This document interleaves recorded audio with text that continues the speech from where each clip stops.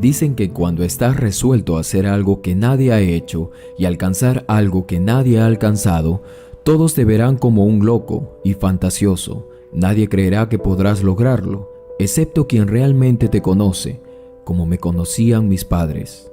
Tenía 6 años y volví a casa a almorzar al salir del colegio.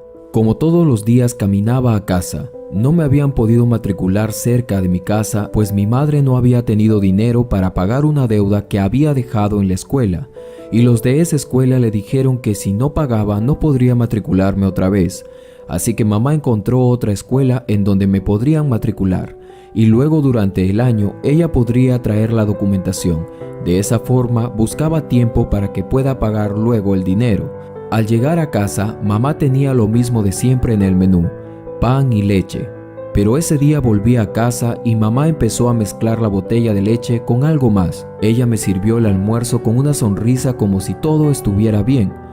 Yo la observaba detenidamente, pero era rápido para darme cuenta cuando la rutina cambiaba, pues eso pasaba cada 2 o 3 meses.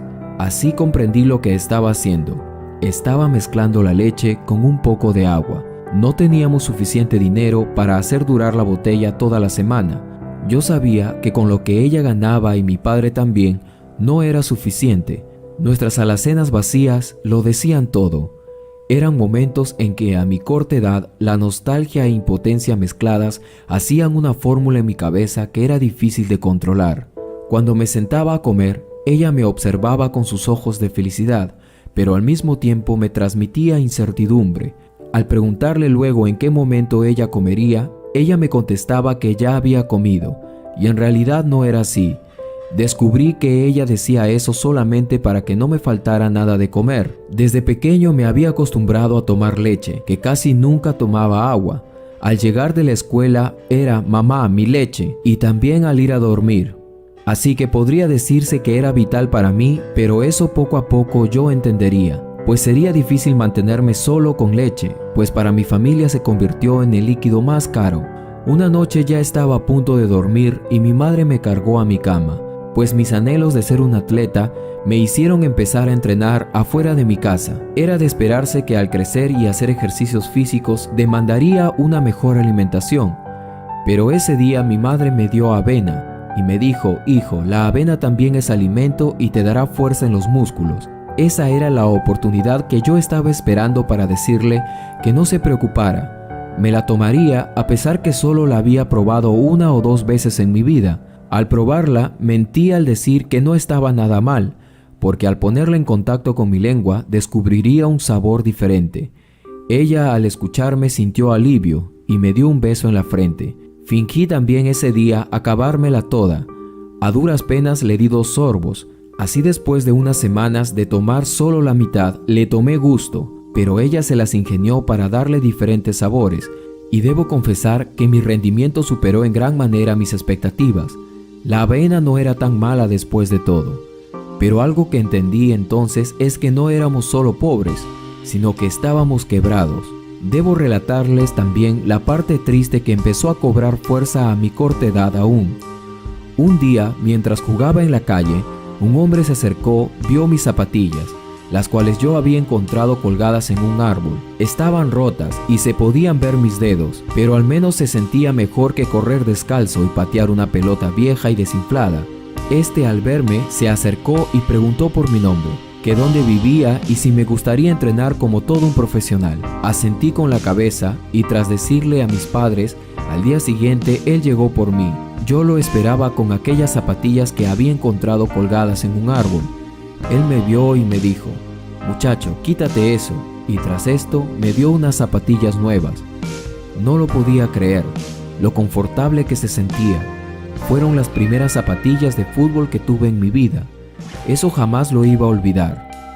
Mis padres, dentro de la miseria y la zozobra, apostaron por mí, y aunque solo ellos eran quienes apostaban por mí y me apoyaban, a mí me bastaba para no darme por vencido. Ellos hacían los esfuerzos más grandes para poder llevarme a entrenar. Durante mis primeras experiencias en el fútbol, por ser de color y mis rasgos morenos, me di cuenta que nadie me compraría para algún club. En un partido de exhibición, llegaron los buscatalentos de los clubes. Yo fui el autor de 4 goles de los 5 que anotamos ese día. Muchos me vieron y sabían que había dado lo mejor de mí, mi entrenador sobre todo. Él siempre me animaba, pues cuando él me encontró, él me había preguntado por qué quería ser futbolista. Y le dije que mis padres y yo vivíamos en la pobreza, y yo quería sacarlos de allí. Eso a él lo conmovió, y cuando empecé los entrenamientos, él se dio cuenta que estaba determinado a realizar mis sueños por mis padres. Lo haría de cualquier forma, pues ellos eran el motor y el motivo de ser mejor. Al terminar el partido de exhibición, sentado, esperaba que cualquiera de los clubes buscara pagar mi pase a la reserva de los clubes de fútbol en Europa, pero desagradable y triste fue mi sorpresa al escuchar una discusión que tuvo mi entrenador en aquel entonces con uno de los buscatalentos. Quería mi pase a condición. Eso significaba que quería que jugara un año gratis y después de eso recién hablaríamos de un precio conmigo. Mi entrenador se salió de control al escuchar tal propuesta y el buscatalento agregó: mira los rasgos que tiene tu jugador, nadie te proporcionará algo mejor de lo que yo te estoy ofreciendo. Tendré que comerme las críticas si lo llevo a jugar a Europa. ¿Sabes lo que dirán de mí?, decía. Mi entrenador me vio, volteó y le contestó al hombre: quizá no es este el momento, pero ya llegará el que valore su talento. El buscatalento movió su cabeza en señal de desaprobación y se fue.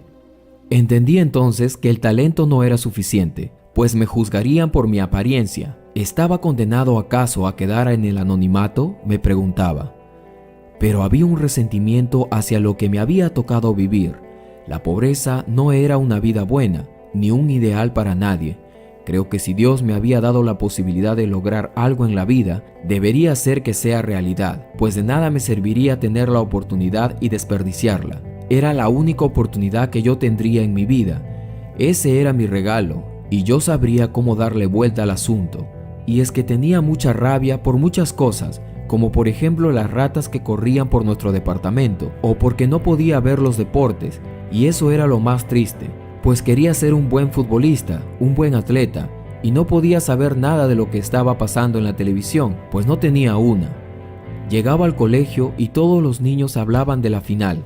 Yo no tenía ni idea de lo que había pasado. Todo el mundo hablaba de la volea de Zidane, un futbolista quien en ese momento era la sensación. Yo hacía como que sabía de lo que hablaban, con tal de quedar bien ante los padres de mis compañeros, quienes me miraban mal por mis características y condición. Un día le pregunté a mi padre, ¿con qué edad sería ideal debutar en el fútbol? Y él, por decirme una edad cualquiera, me dijo que a los 16, y yo no paré hasta lograrlo desde ese momento. Pues hasta ese entonces la idea de no ser contratado por ningún club me agobiaba. Tenía ya 14 años y siempre era la misma historia. Una mañana, cuando era ya mi cumpleaños número 15, el hombre que me había sacado de las polvorientas calles y me había comprado mis primeras zapatillas de fútbol me dijo: Lukaku, lo conseguí. Mañana me transferirán el dinero de tu compra. Salté de emoción. Por fin, me decía, por fin. Me abrazó y yo lo abracé. Ese hombre jamás se dio por vencido tampoco, a pesar de las muchas puertas que le cerraron al proponerme como un jugador. Él seguía insistiendo en hablar con alguien que esté interesado en que juegue, y así lo había conseguido. La felicidad era desbordante y mis ganas de que mamá y papá lo sepan me superaban. Gracias, gracias, le decía mientras me alejaba de aquel hombre, mi entrenador. Llegaría como suplente y estaría en las bancas aún. Pero el dinero había llegado en el momento preciso. El día antes de irme a Europa, me senté con papá a cenar. Aún tenía mi madre el recuerdo de agregarle agua a la leche una vez más, pero la miré y le dije: mamá, ya no es necesario, y le señalaba una enorme pila de botellas de leche que yo había comprado. Sírveme una jarra solo para mí, le dije, y sonreímos después de eso. Así la despedida llegó. Surqué los cielos hacia Europa, dejando a mi padre con el dinero suficiente. Mi entrenador me abrazó y lloró como un niño en el aeropuerto. No olvides quién eres, hijo, me dijo, y ve con Dios. Entonces llegué, y era suplente en el Anderlecht. Ya iba a cumplir los 16 y recordé entonces lo que mi padre me había dicho sobre cuándo un jugador debería debutar. Esta vez, al ver la inmensidad de gente que había venido a ver al juego, lo que hice fue acercarme al entrenador y le supliqué que por favor apostara por mí, y yo le prometía cierta cantidad de goles si no lo lograba, que me volviera a sentar. Y efectivamente, a los 16 años, forzando mi debut, encontré a alguien más que apostó por mí y así lo hice.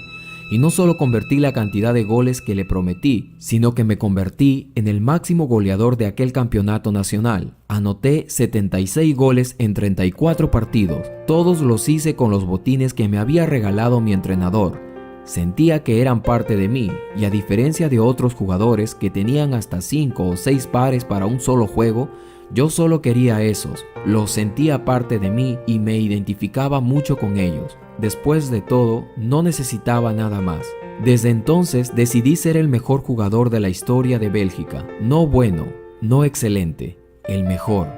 Estoy agradecido a aquel hombre que apostó por mí, a pesar de la situación en que yo me encontraba y a pesar de las puertas que le fueron cerradas en la cara. Gracias, entrenador. No hay excusas cuando en verdad quieres hacer algo y te prometes que no vas a fallar. Pueden haber aún prejuicios en cuanto a tu raza, tu credo, tu apariencia, pero las bocas se callan con lo que uno es capaz de hacer, no con lo que uno es capaz de decir. Mi nombre es Lukaku. Espero que esta historia haya calado hondo en sus corazones como en el mío. Reciban un abrazo desde lo más profundo de mi corazón. Soy su amigo Carlos Matthews y no olvides suscribirte, activar la campanita de notificaciones para que así puedas ser el primero en recibir historias como estas. Déjame un comentario si captaste el corazón de la historia. Yo a cambio te regalaré un corazón. Estaré de nuevo con ustedes en la próxima historia en tu canal Latido de Corazón.